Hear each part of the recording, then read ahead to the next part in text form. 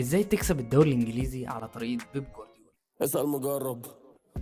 قبل ما الموسم يبدأ انت لازم تنزل قائمة كده باللعيبة اللي انتهت صلاحيتهم في النادي، وبعدين هندخل على الميركاتو. هتجيب اللعيبة اللي ناقصاك واللعيبة اللي مش ناقصاك واللعيبة المعروفة واللعيبة اللي مش معروفة والشباب والشيوخ واي حد بتخانق عليه ليفربول وتوتنهام.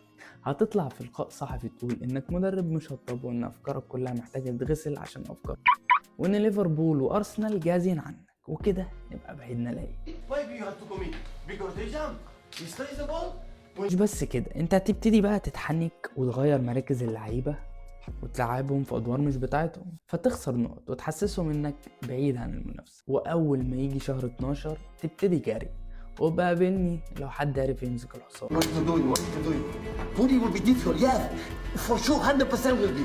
This is not the problem.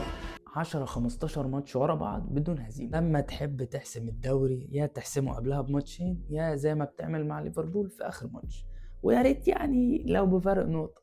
وده غالبا اللي انت هتعمله مع ارسنال برضه، لان بعد ما ارسنال كان متصدر ب7 نقط بحالهم، وخلي بالك الفيديو ده بتصور قبل ماتش ارسنال وتشيلسي، ارسنال حاليا متصدر بفارق نقطتين بس، ولسه 10 ماتشات في الدوري منهم ماتش ضد السيتي. اظن انت كده عرفت